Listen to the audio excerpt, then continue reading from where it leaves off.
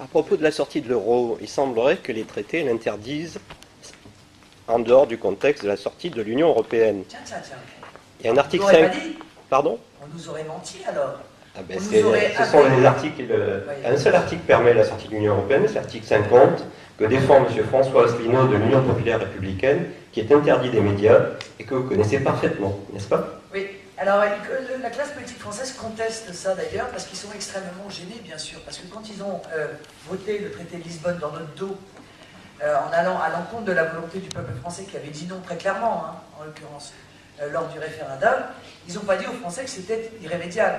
D'ailleurs, rien en réalité en politique n'est irrémédiable. Si, M. Attali l'a précisé, on a évité de mettre tout article voilà, c'est ça. permettant M. la sortie. Attali, que j'ai surnommé Attila, d'ailleurs, puisque... Et vous ne répondez pas à ma question. Nous a en réalité donné le grand secret de ces traités. C'est qu'ils nous ont mis en esclavage, c'est ce que je disais tout à l'heure.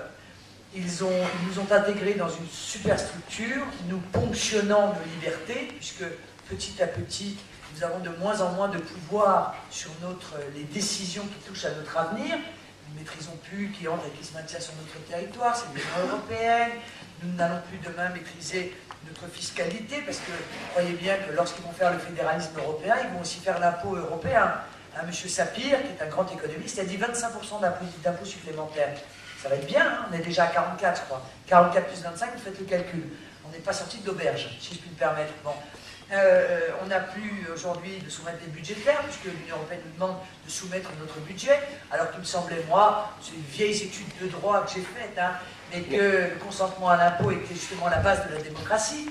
Bon, eh bien, nous reprendrons notre liberté, voilà, et nous ne nous laisserons pas enfermer par un peu de papier. Non, mais la question, c'est de savoir comment vous sortez de l'euro sans sortir de l'Union européenne. Vous savez pertinemment qu'il n'y a qu'un article qui l'autorise, c'est l'article 50 de toute façon, du cher TSE. monsieur, je vais vous répondre très clairement. Je ne crois plus en l'euro, et quand l'euro s'effondrera, l'Union européenne s'effondrera avec lui.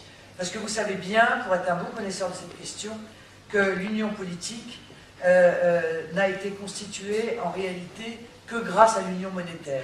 S'il n'y a plus d'union monétaire, il n'y aura plus d'union politique. Et l'ensemble des pays reprendront... Oui, mais vous parlez d'effondrement, mais vous nous dites dans votre programme que vous allez sortir... Ah non, monsieur. J'ai dit que si sortir j'allais de l'euro. négocier... Oui, mais négocier quoi? Puisque c'est pas négociable, c'est un traité qui est interdit. Si, oui, mais monsieur, si l'ensemble des pays européens veulent sortir de oui, l'euro... mais vous êtes à 17. Oui, il n'y a pas de problème, on est Alors à comment 17. on fait pour négocier avec 16 personnes? 16 États, vous voyez comment ça se passe en ce moment? Eh bien, je peux vous dire qu'à mon avis, avec ce qui va nous tomber dessus, il y a beaucoup d'États qui vont être d'accord. Et d'ailleurs, beaucoup de peuples. Et si on faisait des référendums? Parce que vous voyez, le peuple allemand, il veut sortir de l'euro. Oui, on ne fait plus de référendum depuis, Voilà, depuis faire 2005, où on a voté contre.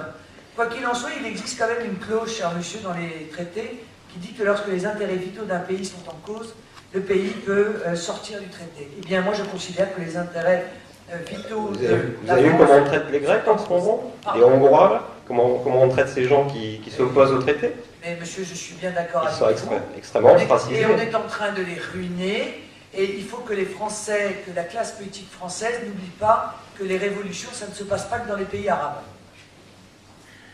Voilà. Donc vous prévoyez une révolution en France? Ah, je n'ai pas dit en France. Ah ben c'est la seule solution. J'ai dit que quand on impose à un peuple, comme c'est le cas pour un certain nombre de pays d'Europe de l'Est, ou comme c'est le cas en Grèce, des baisses de salaire comme ils en proposent, des arrêts, des indemnisations de chômage, un effondrement du pouvoir d'achat, une disparition du système de protection sociale, où il y a des files comme dans les pays sous-développés qui se déroulent aujourd'hui en plein cœur de l'Europe, il ne faudra pas que ceci s'étonne si les peuples se rebiffent, si les peuples se rebellent. Voilà, je l'annonce. Mais le vulcanologue qui annonce l'explosion du volcan n'est pas responsable de l'explosion du volcan. Ah, je ne vous ai pas dit. Non, mais je vous dis. Vous étiez responsable. Oui, je crois j'ai qu'on dit est vous dans prévoyez une explosion. Mais je crois qu'on est dans une situation pré-révolutionnaire. Parce qu'il y a deux choix. Soit sauver l'euro, mais en sacrifiant les peuples, soit organiser, encore une fois, comme le propose, et comme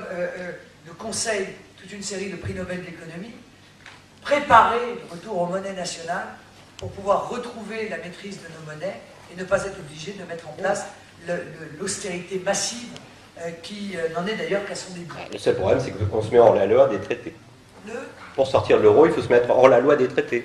Oui. Donc c'est quand même pas évident. Non mais d'accord, moi je ne donne pas au traité le droit d'euthanasie ma patrie, voyez-vous. Donc s'il est traité euthanasie ma patrie, eh bien nous prendrons à l'égard des traités la liberté nécessaire pour faire survivre la patrie. Voilà, c'est aussi simple que ça.